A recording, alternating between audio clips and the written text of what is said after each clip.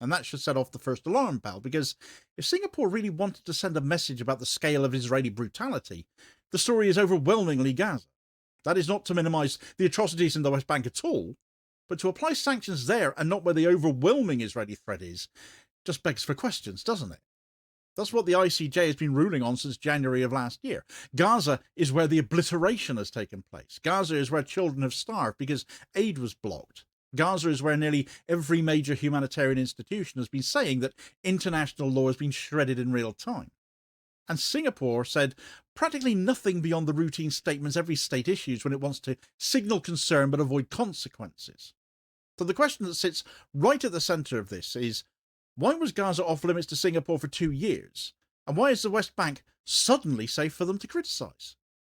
You can trace the answer back to something Singapore rarely says outright but acts on constantly. Its security ties with Israel are deep, they're old, and they are baked into its military identity.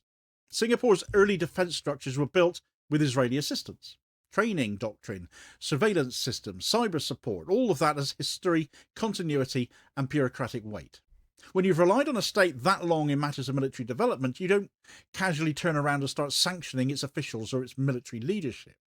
The political class in Singapore never forgets who helped them build their army.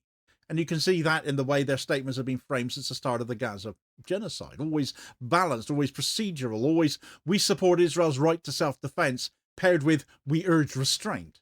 It's the same posture we've seen from far too many other states, isn't it, who rely on Israeli defense technology or training.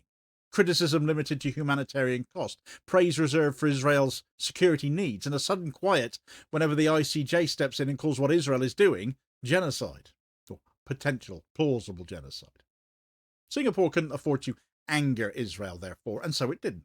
Not for 2 years, not even after the ICJ made it legally impossible to pretend this was just another war.